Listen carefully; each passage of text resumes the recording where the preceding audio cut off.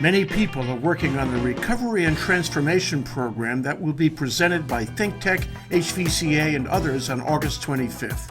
Those people include Steve Petranik, editor of Hawaii Business Magazine. Steve's been covering business in Hawaii for 25 years. Here are his views on the program.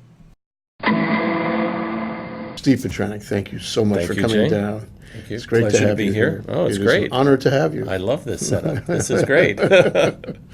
So, we want to talk about the Recovery and Transformation Program that's set on August 25th at the Plaza Club. It's a half-day panel program. You and I are both working on it one way or another. It's going to be a great event. I think a lot of new ideas are going to be brought out there, and it's crucial. We need to start planning beyond the recovery, because whether the recovery fully takes hold and we get back to where we were, that means that's awful, because in a global marketplace, you standing still means you fall behind. You've got to keep evolving. You've got to keep improving what you're doing in so many different ways. That's essential for Hawaii to even keep its standard of living. You've got to move ahead. Yeah, I walk around downtown, and it isn't like the hurdy-gurdy days of the 80s when people were wearing suits and making deals on street corners. It's not like that. No.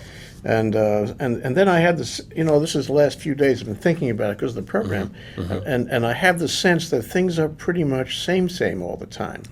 From Monday through Friday, it's pretty much same. Crisis may do that to you. I wish it was back to the way it was. But remember how we felt about the way it was before? It wasn't so hot. There were a lot of problems. We had a lot of our economy tied up in tourism. People, that's great, and it creates jobs, but it's not entirely the jobs that we want for our children. Not entirely. And we're worried about too many tourists. Military's here. They're spending a lot of money here. That's great for the economy. But how do we really capitalize on that aside from having soldiers and sailors and airmen here? How does Hawaii's economy capitalize more on that? Well, it goes to a question that Dick Cushman's going to try to answer in the Wake Up keynote. Let me ask you that question. Okay. See your reaction. What is a good economy? When do you feel good about it? I guess we don't feel good about it now. But what do we have to see and feel before we do feel good? It's finding a great balance between preserving what Hawaii has, why we all sacrifice so much to live here, which is the beauty of Hawaii, which is the atmosphere, the cosmopolitan atmosphere, the way we can get along. We don't get along perfectly, but we get along a lot better than most people in the world. How do we preserve that and yet create the kind of jobs that you and I want, that we want for our children, so that when they go away to college, they'll come back to Hawaii. They'll want to come back. I think that's what a great economy looks like. There's more people earning a living, a good living, and using the full potential here in Hawaii. Full potential of knowledge, of political skills, economic skills, all that. That's what a good economy looks like. To define it beyond that may be too narrow. We want people to be able to find a good living here and not have to go to Silicon Valley or Washington, D.C. or New York to find that good living. So it's a quality of life, but you wrap that around a quality of occupational life, a professional life. It's the tension that has always existed in Hawaii. How do you preserve what's precious about this place, but make a decent standard of living, compete in a local economy, compete in a national economy, now compete in a global economy? It's a tough balance. Well, a great economy balances it well.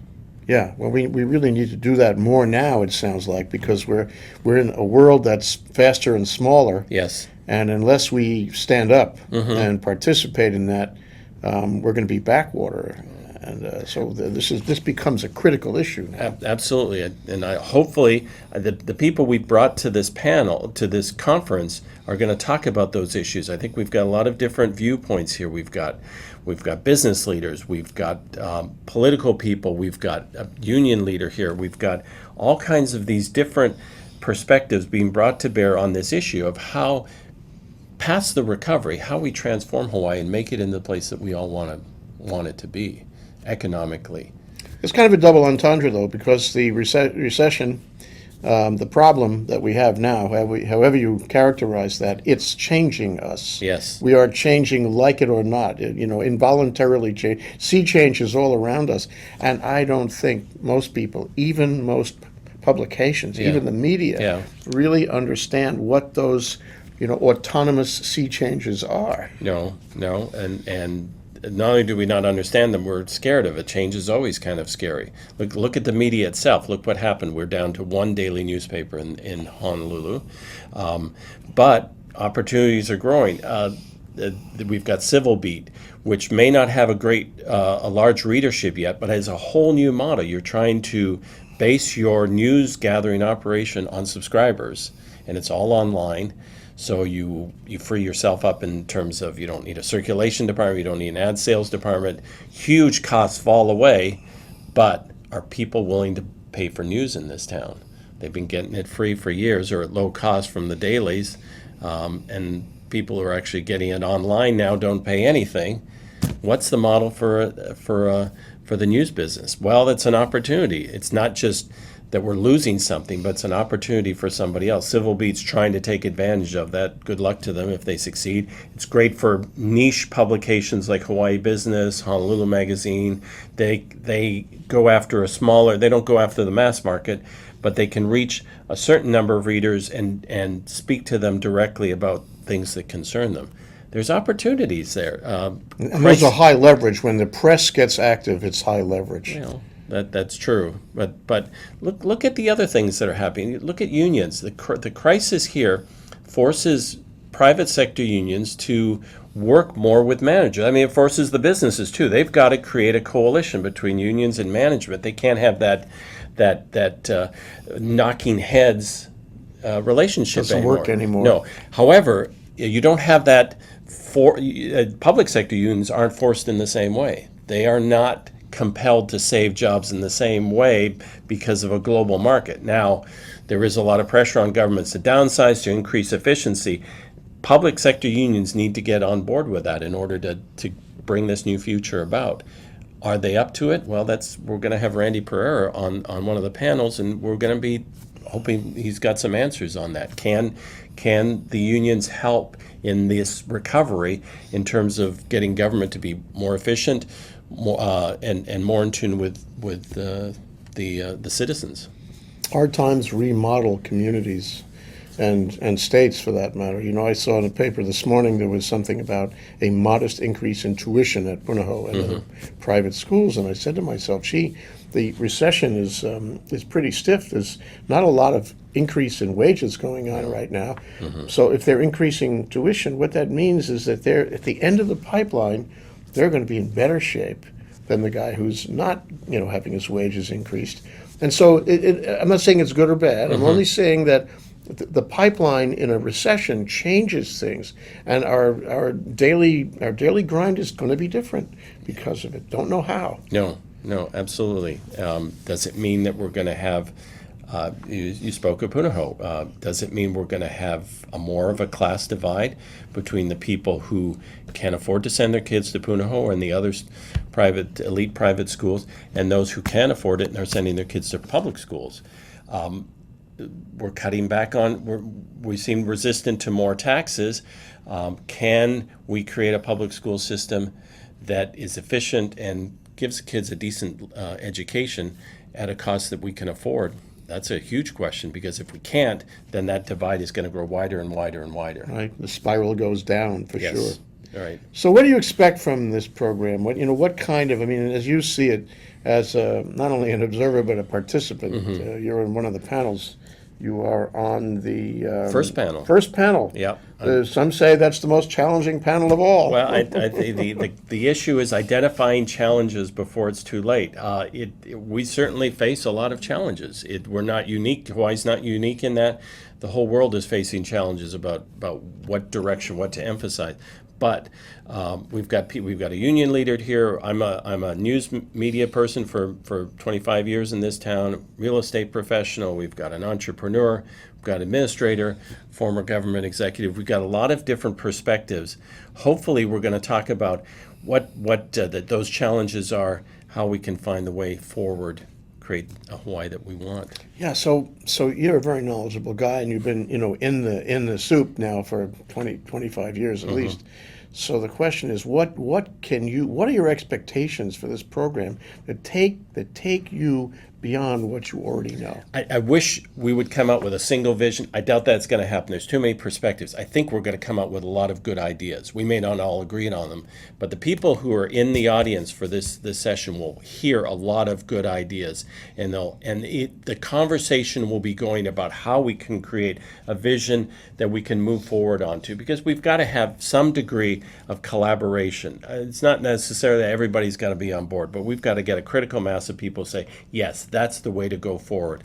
And I want to hear some ideas change my perspective, say, no, that isn't the way I was thinking up to now. But you know what? That's a good idea. I'm going to get on board with that one. I think I'm going to try and persuade some other people to get on board with that idea too. Yeah, and maybe it's also going to the 50,000 foot level for a while. You know, I'm reminded of the repeated controversy over Act 221, which was in the Sunday paper yesterday, and the telephone calls to my house anyway, and the email, all about that. Yes. And I say to myself, you know, they're all wired, you know, about the way the media covers it, and about these vetoes that came out of the Lingle administration against bills that were anti-221 and so forth. But the larger picture is 221 is over. Yeah. And that is a fact of the future. And maybe this panel could address, you know, the larger issue of diversification and strategic industries and technology as a sector in the community. Because right now it's, you know, really kind of history more than anything else. I still hear people defending, we just got to keep doing what we've been doing for the last 30 years. I don't agree with them, but the people who say we need to diversify this economy, they've got to come up with a new vision, because like you say, Act 221 is dead. We need to keep building our economy. We have to have a new idea to move forward on, or new ideas, plural, preferably.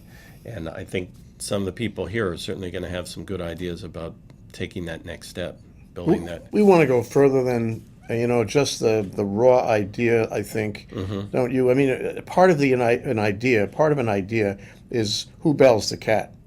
You know, who takes the first step? Yes. Who takes affirmative action immediately after the meeting is over? And I'm hoping that in this program we will actually cover that ground. You know. Yes. Well, we want to be specific. We want to have some action ideas, not just theoretical pie in the sky type stuff. Yeah. No, it's absolutely. And you look at that, we've assembled people from across the spectrum in terms of what part of the economy they're working in, and where they are on the political spectrum. So we're not going to have people talking and agreeing with each other all the time. We're going to have some disagreements. We want that. And we do. And hopefully, though, we'll have that dialectic where different conflicting ideas create something new and unique, and that we can move forward and agree on. Yeah, and the last panel, you know, after your panel, the challenge panel, we're going to talk about best practices. We're going to have a book report about a book that's just coming out in a couple of weeks. Causing a lot of stir in town. About Is that right? Yeah. Good. Yeah. Good. I'm talking to people about it, hearing some comments. Not all. There's pluses in mind. There's people who like the book, and others who say, no, this is left-wing trash. I love it. Yeah, no, it's causing a lot of discussion. So it'd be an interesting to hear the book report. So, and then we'll do some the planning panel. We're talking about the nature of a plan, how you make a plan. You know, we will have defined, hopefully, what a good economy is about. You know, how you know it. But then we'll talk about how you know a plan and what you do to make a plan. And finally, we'll have the vision guys, which is an extremely interesting panel, and I'll be meeting with them hopefully next week. Oh yeah. Robbie Am, Robin Campagnano, Peter Ho, Billy Kenoy, the mayor of the Big Island, Janet Liang. These are very heavyweight executives who've been through the wars and have the prospect of leading us and taking us to another chapter in the near future, not the far future, but the near future. So what kind of expectations should we have from them? Well, I want to hear what their vision of leadership is. Is it a collaborative vision? Is it someone who, the Moses-type leader, who, despite what the people want, tells them this is what they need? Those are two very different types of leaders, and you're going to have a lot of disagreement in Hawaii as to what type of leadership we need. I want to know where they think, because they are in crucial positions, where they think we should be going. But you know what? It's not so much where they want to go, but how their style is and then whether it's going to suit Hawaii's people. Because we've had leaders in the past that have failed, with good ideas, but they've failed because their skills have just been lacking. So I want to hear how they're going to make those things happen. Boy, Steve, with you on this, not only on the panel, but working to create it back in the back of the stage, and some of these panelists who are extraordinary members of the community, I don't know how this could not be interesting. I'm fascinated. I'm dying for this. I can't wait for it to happen. I'm really excited. I think this is so important for Hawaii that we need I'm an economic fundamentalist. The economy, everything builds on that. And if we can have a good economy, if we have good jobs, if we can have a diverse economy, then it's going to be a better place for us to live. And I think it will preserve those precious things we love about Hawaii. We need all of that, because if we stagnate, then the pressure is going to be on to start building more hotels on every beach front in the islands. A better economy means we can preserve those things rather than build on them. Yeah, everybody wants to have the Hawaii, the romantic Hawaii of yesteryear, and they don't realize you have to work for it. No, absolutely, absolutely. You can't stand still anymore. You never could, but it's more crucial to move ahead and to create something new nowadays. So August 25th, a Wednesday, Right. at the Plaza Club, 8 o'clock in the morning it starts, and it ends 1:30, but we'll have some time for further discussion after that. And we'll feed you breakfast and lunch, and we'll certainly feed you a lot of good ideas. I'm looking forward, Steve, and I know you're working hard to prepare. I know, when you're in a program like this, you start thinking about it weeks in advance. In the shower is where I get my best thinking. I do too. Yeah. There's no distractions. It's a great place. So yes, we have a lot of good thoughts. I hope to bring. Thank you, Steve. Thanks for coming down. Thanks for being part of it. Always enjoy it. Aloha. Thanks, Jay.